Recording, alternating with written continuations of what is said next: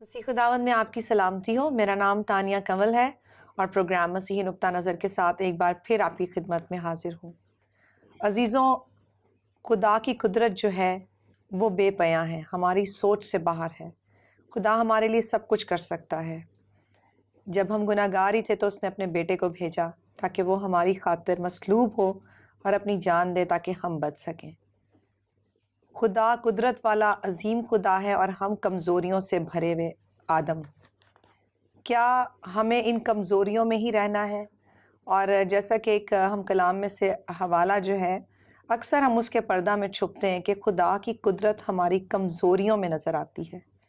تو کیا ہمیشہ ہمیں خدا کی قدرت کو دیکھنے کے لیے کمزوری میں رہنا ہے، یا یسوع مسیح نے جیسا کہ سکھایا تھا کہ جو بیج اچھی زمین پر گرا وہ بڑھا اور پھل لایا؟ آئیے اسی روح میں رہتے ہوئے سیکھتے ہیں اپنے گیسٹ جناب بشپ اجاز عنایت صاحب سے۔ بشپ صاحب، ویلکم ٹو دا پروگرام۔ بہت شکریہ۔ جی بشپ صاحب، کیسی طبیعت ہے آپ کی؟ خدا کا شکر ہے، آپ کیسی ہیں؟ میں بھی شکر ہے خدا کا، بالکل ٹھیک ہوں۔ ناظرین آپ سب کو سلام، خداوند آپ سب کو برکت دے۔ جی بشپ صاحب، بات ہو رہی تھی کہ خدا کی قدرت جو ہے وہ ہماری کمزوریوں میں ظاہر ہوتی ہے۔ اچھا، تو کیا انسان ہر وقت کمزور بنا رہے، یا روحانی ترقی یا کمزوری، کس قسم کی کمزوری کی بات ہے، اور زور آور ہم کب ہوتے ہیں؟ دیکھیں بیٹا، جی خداوند کے پاک کلام میں کمزوری کا بھی ذکر ہے، اور خداوند یسوع مسیح نے کمزوری کی ایک روح کو بھی نکالا تھا، اور کمزوری کے جو مد مقابل لفظ ہے وہ قدرت ہے۔ جی خداوند کے پاک کلام میں یہ لکھا ہے، خدا کی بادشاہت باتوں پر نہیں بلکہ قدرت پر موقوف ہے۔ قدرت طاقت کا نام ہے۔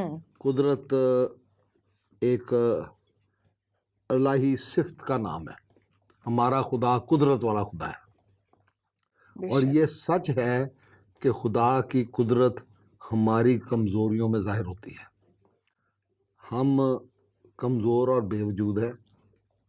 یہ خدا کی محبت ہے کہ اس نے اپنا ہاتھ بڑھایا، اس نے ہمیں بچایا، اس نے ہمیں گڑھے میں سے نکالا، اس نے ہمیں گناہ کی حالت میں سے نکالا، اس نے دنیا میں سے لے کر چن کر ہمیں اپنے لوگ بنایا، اس نے اپنا دائمی عہد ہمارے ساتھ باندھا، اس نے اپنے گھرانے میں ہمیں شامل اور شریک کیا۔ لیکن دنیاوی طور پر دیکھیں تو خداوند یسوع مسیح نے بھی یہ فرمایا تھا کہ روح تو مستعد ہے لیکن جسم کمزور ہے۔ اب یہاں پہ جو آپ نے بات شروع کی ہے اس کو مختلف حصوں میں تقسیم کرنے کی ضرورت ہے۔ جسمانی کمزوریاں، روحانی کمزوریاں۔ اگر جسمانی کمزوریاں ہیں تو وہ تو قابل قبول ہے، لیکن جو اگر روحانی کمزوریاں ہیں، ایمان کی کمزوریاں ہیں، تو پھر ایماندار اس جملے کے پیچھے یا اس آیت کے پیچھے چھپ نہیں سکتا۔ اس کو خدا نے یہ حق نہیں دیا کہ وہ اس بات میں کہ میں جی کمزور ہوں، میں تو جی کمزور آدمی ہوں، اور خدا کی قدرت کمزوریوں میں ظاہر ہوتی ہے۔ اس بات کے پیچھے اس کے پاس چھپنے کا کوئی حق نہیں ہے۔ ہاں، اس کو مختلف زاویوں سے دیکھنے کی ضرورت ہے کہ کیا ایماندار کمزوری کی حالت میں رہنا چاہتا ہے، یا وہ چاہتا ہے کہ میں اس روحانی کمزوری کی حالت میں سے نکل آؤں۔ خداوند یسوع مسیح نے جب اپنے شاگردوں کو بھیجا تھا دو دو کر کے، تو انہوں نے کہا میں نے تمہیں اختیار بخشا۔ خدا کا اختیار خدا کی قدرت ہے۔ وہ جب کسی کو بھیجتا ہے، چنتا ہے، اپنے بناتا ہے، تو اس کو وہ اپنی ساری جو اس کی برکات ہیں، جو اس کی صفتیں ہیں، جو اس کی چیزیں ہیں، وہ ساری کی ساری دے دیتا ہے۔ خدا زندگی ہے تو اپنے بیٹوں کو زندگی دیتا ہے، اس میں قدرت ہے تو وہ قدرت دیتا ہے، اس میں توانائی ہے تو توانائی دیتا ہے، اس میں شفا دینے کا اختیار ہے تو وہ شفا دیتا ہے، بزرگوں کو نکالنے کا اختیار ہے تو وہ دیتا ہے۔ جو کچھ خدا کا ہے وہ خدا اپنے بیٹوں اور بیٹیوں کو دیتا ہے۔ جو سوال میں کھڑا کر رہا ہوں وہ یہ ہے، کیا ایسے لوگ ہیں کلیسیاؤں میں، ایمانداروں میں، جو کمزوری میں رہنا چاہتے ہیں، مانتے بھی ہیں کہ ہم کمزور ہیں اور کمزوری سے نکلنا بھی نہیں چاہتے ہیں۔ کمزوری سے نکلنے کا طریقہ ایک ہی ہے کہ ہم اپنی کمزوری کو مان لیں اور خداوند سے کہیں کہ تو خداوند اس کمزوری کو میری زندگی میں سے نکال، اور ہم اپنی جستجو کریں کہ ہم خداوند میں بڑھیں، ہم اس میں پیوست رہیں، ہم اس میں زوراور رہیں، اس کے روح سے معمور رہیں، اور اپنی کمزوریوں کو ڈھونڈنے کی کوشش کریں کہ میری کمزوریاں ہیں کیا، میں ان کمزوریوں کے لیے خداوند سے فریاد کرتا ہوں کہ نہیں فریاد کرتا، میں اپنا زور لگاتا ہوں کہ نہیں لگاتا کہ میں اس میں سے نکل آؤں۔ اب خدا کی قدرت کو سمجھنے کے لیے صرف یہ کافی نہیں ہے کہ ہم اپنا علم جو ہے اس بات تک محدود رکھیں کہ خداوند یسوع مسیح کی آمد کا مقصد زندگی دینا تھا۔ یہ سب سے بڑا اہم کام تھا ان کے سپرد کہ وہ اس لیے آئے کہ زندگی دیں اور کثرت کی زندگی دیں، لیکن ان کا مقصد صرف زندگی دینا نہیں تھا۔ اگر ہم ایسا سمجھتے ہیں تو ہم خداوند یسوع مسیح کی خدمت کو، ان کی آمد کو، آمد کے مقصد کو محدود کر رہے ہیں۔ خداوند یسوع مسیح بھوکھوں کو روٹی بھی کھلاتے تھے، ٹھیک ہے جی بالکل، انہوں نے یہ فرمایا تھا کہ زندگی کی روٹی میں ہوں۔ جسمانی روٹی بھی وہ دیتے تھے، اور اس کے ساتھ ساتھ وہ ایک روحانی سبق بھی ساتھ دے رہے ہیں کہ زندگی کی حقیقی روٹی میں ہوں، جو مجھے کھاتا ہے وہ زندہ رہے گا۔ اور انہوں نے یہاں تک کہا کہ میرا گوشت فی الحقیقت کھانے کی چیز اور میرا خون فی الحقیقت پینے کی چیز ہے۔ پھر انہوں نے یہ بھی کہا کہ وہ روٹی جو آسمان سے اتری وہ میں ہوں، ٹھیک ہے۔ پھر اس کے علاوہ وہ بیماروں کو شفا بھی دیتے تھے، جسمانی کمزوریوں سے، بیماریوں سے، لعنتوں سے وہ لوگوں کو آزاد کرتے تھے۔ آپ کو یاد ہے کہ ایک بیمار تھا، معذور تھا، جس کو چھت کھول کے لٹکایا گیا تھا، جی اس چارپائی نے یا اس جس چیز پہ وہ پڑا ہوا تھا اس نے اس شخص کو جکڑا ہوا تھا۔ خداوند یسوع مسیح اس کو کہتے ہیں جا اپنی چارپائی اٹھا اور چل پھر، کہ جس نے تجھ کو جکڑا ہوا تھا اب تو اس کو جکڑ لے، تو اس پر قابو پا لے، تو اس سے اوپر ہو جا، تو اس پر قدرت رکھ۔ یعنی جس چیز نے تجھے دبا لیا ہوا تھا اب وہ چیز تجھے دبا نہیں سکتی۔ میں تجھے اختیار تیرے گناہوں کو معاف کرتا ہوں، میں تجھے آزاد کرتا ہوں، اب اپنی چارپائی اٹھا اور چل پھر۔ جس چیز نے تجھے جکڑا ہوا تھا یعنی کمزوری نے، اس کمزوری پر تو فتح پا اور اب تو اس سے اوپر ہو جا۔ پھر وہ گناہوں کو معاف کرنے کا اختیار بھی رکھتے ہیں، بالکل، پھر وہ تعلیم بھی دیتے رہے ہیں، پھر وہ باپ سے صلح بھی کرواتے ہیں۔ اب مطلب گناہوں کی معافی، تعلیم دینا، یہ چیزیں ظاہر کرتی ہیں کہ خداوند یسوع مسیح ایک نئی تعلیم، خدا کا ایک نیا نصاب اپنے لوگوں کو پیش کر رہے ہیں۔ سب سے پہلے دیکھیں کہ خدا اپنے سورج کو نیک اور بد دونوں پہ چمکاتا ہے۔ بالکل، دنیا میں دونوں طرح کے لوگ ہیں، دونوں طرح کے لوگوں کے ساتھ وہ ڈیل کر رہا ہے، دونوں طرح کے لوگوں کے ساتھ وہ محبت کرتا ہے، دونوں طرح کے لوگوں کے لیے وہ ٹھہرا رہتا ہے کہ کون میری دعوت کو قبول کر کے میری طرف آ رہا ہے۔ نیک بھی ہیں، بد بھی ہیں، اور دونوں پر سورج بھی چمکا رہا ہے اور دونوں پر میںہ بھی برسا رہا ہے۔ یہ دونوں زندگی کے لیے بیسک چیزیں ہیں، بنیادی چیزیں ہیں، وہ دے رہا ہے۔ دونوں ہی کو وہ زندگی کی اور ہمیشہ کی زندگی کی دعوت بھی دیتا ہے۔ اس کے ساتھ ساتھ وہ ہمیں یہ کہتا ہے کہ مجھ سے آنکھوں میں لگانے کے لیے سرما لے لو، کہ تم اگر غلط فہمیوں کا شکار ہو، اگر تم نے کمزوریوں کو اپنے چھپنے کی جگہ بنا لی ہے کہ جو مرضی کرتے رہو، آخر میں جا کے شام کو یہ کہہ دو جی میں تو کمزور ہوں، خدا کی قدرت کمزوریوں میں ظاہر ہوتی ہے۔ خدا کی قدرت کا کمزوریوں میں ظاہر ہونا، اس کے لیے ضروری ہے کہ ہم اپنی کمزوریوں کو مانیں، کمزوریوں کا اقرار اپنے خالق خداوند کے سامنے کریں کہ خداوند میں یہاں کمزور ہوں، یہ میری کمزوری ہے، لیکن میں یہ ایمان رکھتا ہوں کہ تو میری کمزوری میں سے مجھے نکال سکتا ہے، میں اپنا آپ تیرے ہاتھوں میں دیتا ہوں، اپنا آپ سرنڈر کرتا ہوں، اپنا آپ تیرے تابع کرتا ہوں، تیرے کلام کو مانتا ہوں، تو میری کمزوریوں میں سے مجھے نکال سکتا ہے، میری کمزوری میں سے مجھے نکال۔ خداوند اپنی قدرت کو ظاہر کرے گا، ٹھیک ہے؟ بے شک۔ لیکن ہم کمزوری کو اپنے چھپنے کی جگہ نہیں بنا سکتے کہ جو مرضی ہم کرتے رہیں، ہم ایماندار بھی کہلاتے رہیں، چرچ کے ممبر بھی کہلاتے رہیں، گواہی دینے والے بھی کہلاتے رہیں، کلام سنانے والے بھی کہلاتے رہیں، اور اس کے ساتھ ساتھ ہم یہ بھی دعویٰ کرتے رہیں کہ خدا کی قدرت کمزوریوں میں ظاہر ہوتی ہے۔ اس کا مطلب جو حقیقت میں ہے وہ یہ ہے، خدا ایک تسلی دیتا ہے، تسلی دے رہا ہے، مجھے بھی دے رہا ہے، آپ کو بھی دے رہا ہے، کہ ہم بھی عام لوگوں کی طرح عام لوگ ہیں۔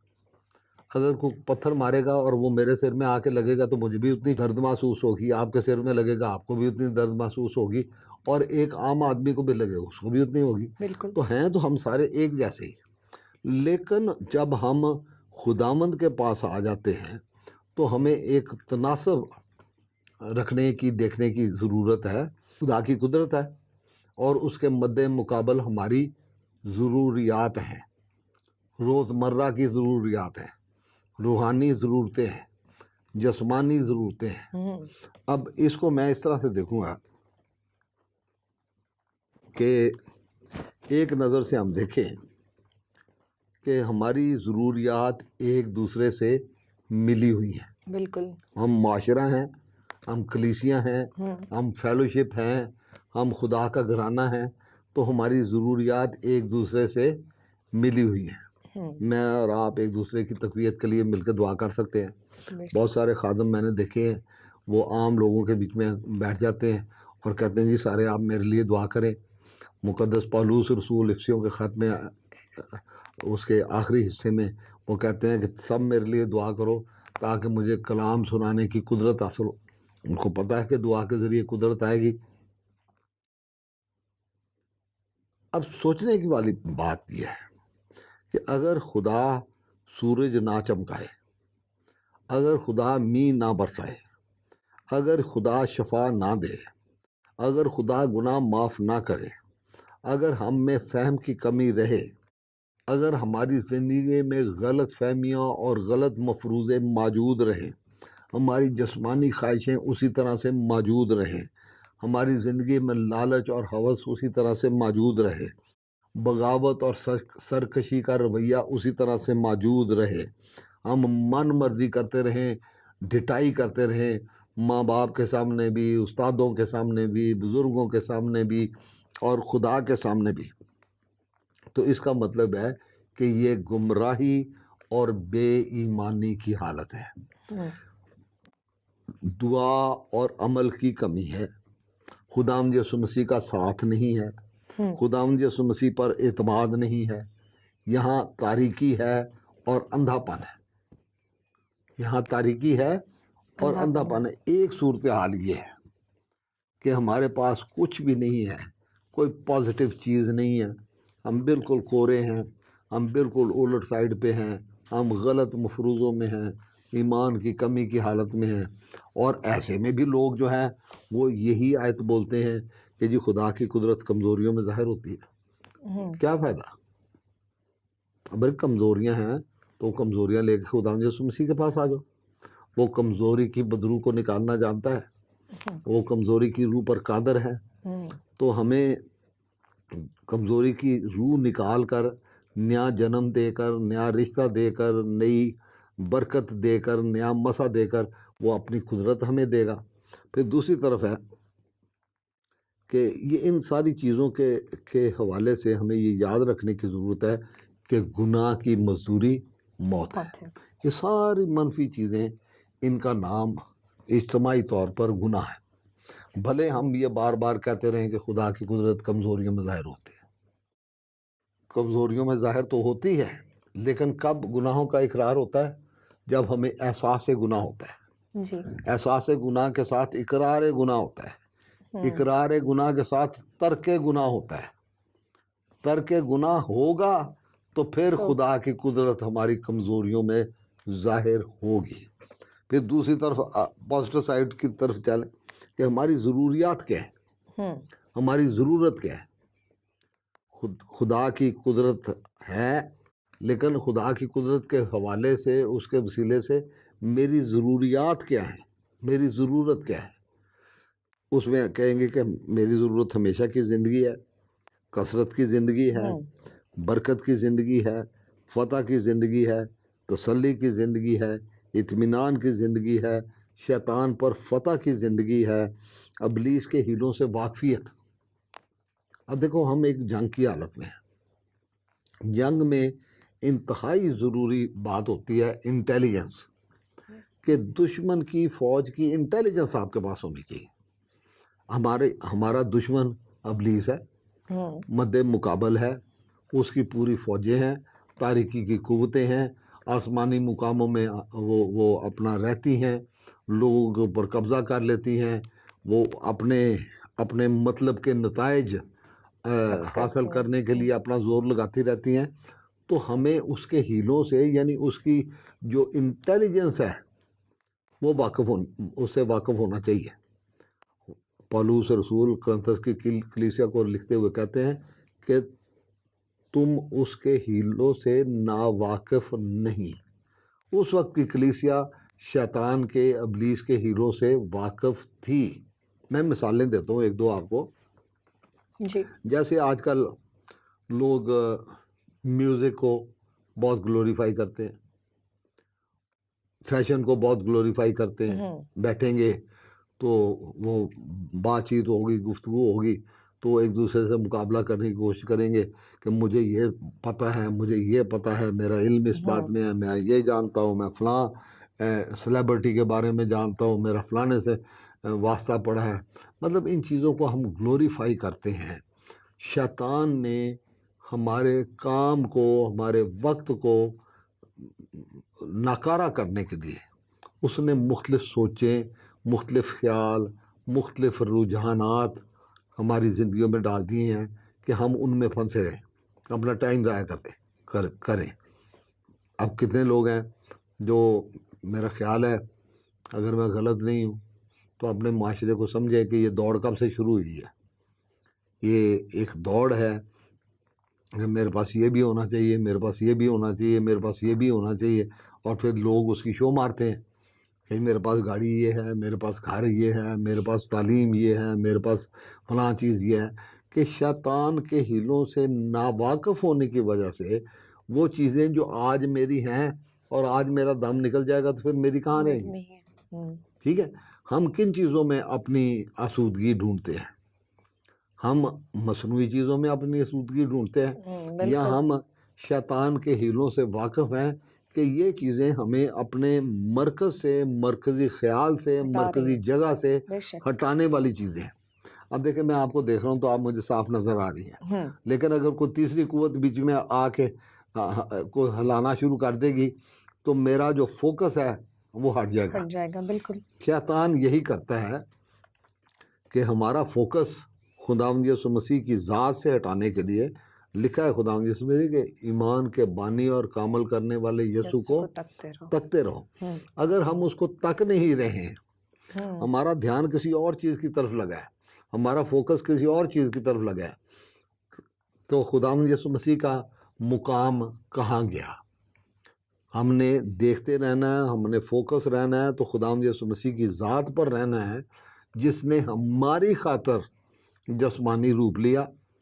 اس کے تجسم کو ہم مانتے ہیں کہ کلام مجسم ہوا اور فضل اور سچائی سے معمور ہو کر ہمارے درمیان رہا، اور ہم نے اس کا ایسا جلال دیکھا جیسا باپ کے اکلوتے کا جلال. تو اس کے آنے کا ایک مقصد تھا. مقصد یہ تھا کہ ہمیں وہ خدا کے ساتھ دوبارہ جوڑ دے. وہ جدائی جو باغ عدن میں پیدا ہو گئی تھی، اس جدائی کی دیوار کو مٹا دے، خدا کے ساتھ ہماری صلح کرا دے، میل ملاپ کرا دے. اب اس نے ہمیں گھرانے کے لوگ بنا دیا ہے، تو ہمیں اس کے، یعنی ابلیس کے ہیلوں سے واقف ہونے کی ضرورت ہے کہ ہم اپنی کسی بھی ایسی چیز کی وجہ سے ہمارا دھیان، ہماری توجہ خداوند یسوع مسیح کی ذات سے نہ ہٹے نہ. پھر خداوند کے کلام میں لکھا ہے کہ ایمان، امید، محبت، یہ تینوں دائمی ہیں. ہم محبت کو کیا سمجھتے ہیں؟ چلے کسی اور پروگرام میں اس پہ ذرا تھوڑا اور دیکھ لیں گے، لیکن بات یہ ہے کہ ان چیزوں پر ہمارا فوکس کتنا ہے. یہ مثبت چیزیں ہیں جن کو میں بیان کر رہا ہوں. خدا کی بادشاہی کو ہم کتنا سمجھتے ہیں؟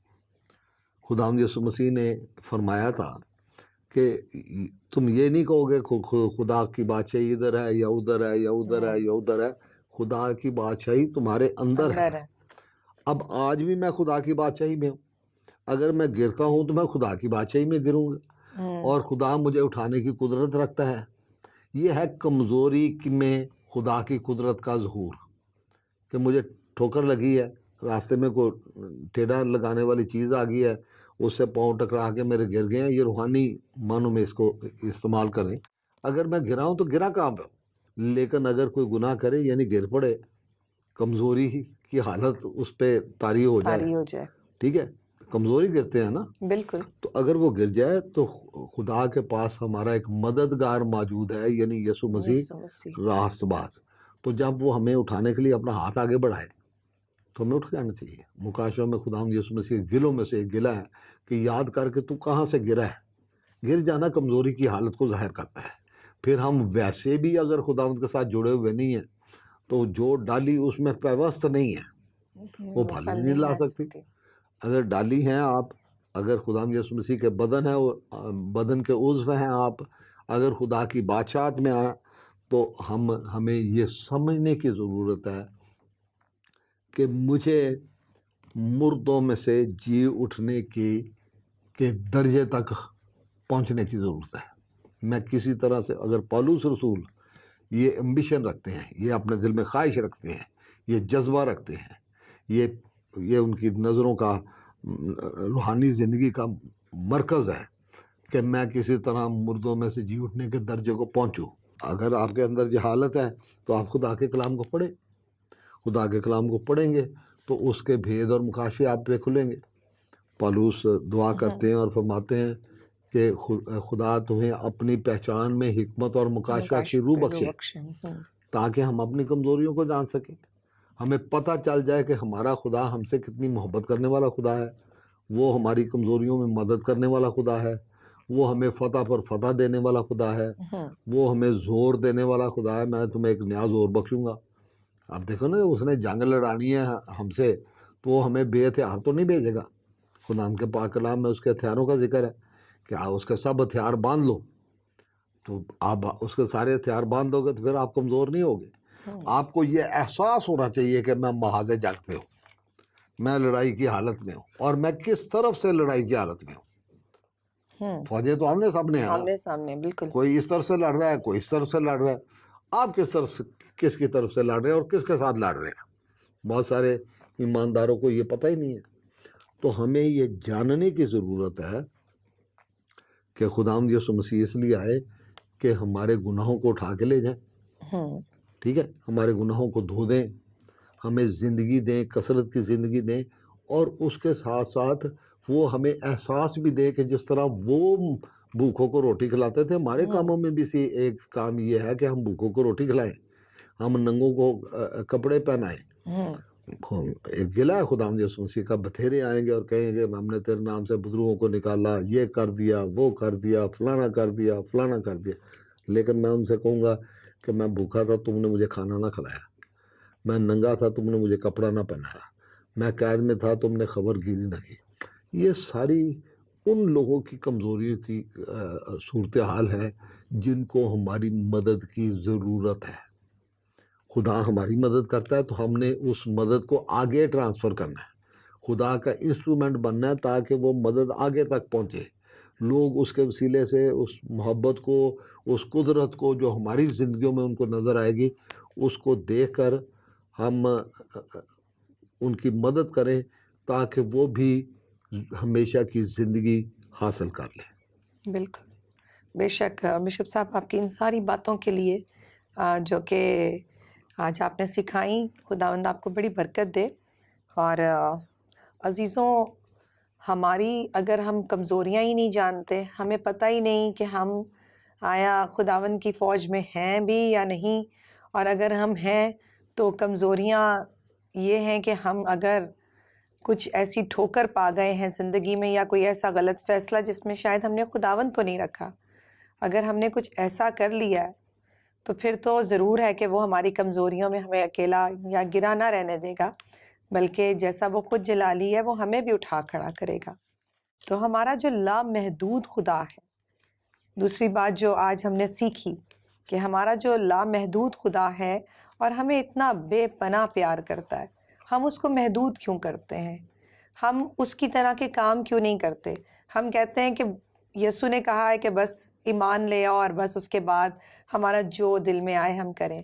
ایسا ہرگز نہیں ہے۔ یسوع ترس کھاتے تھے، ان کی ہم خوبیوں کو دیکھیں تو وہ بھوکوں کو کھانا دیتے تھے، برکت دیا کرتے تھے، اکٹھا کیا کرتے تھے۔ کیا آج ہم اکٹھے ہوتے ہیں؟ کیا آج ہم دوسروں کے لیے برکت کا باعث ہوتے ہیں؟ کیا ہم کمزوروں پر، مظلوموں پر، یتیموں پر رحم کرتے ہیں؟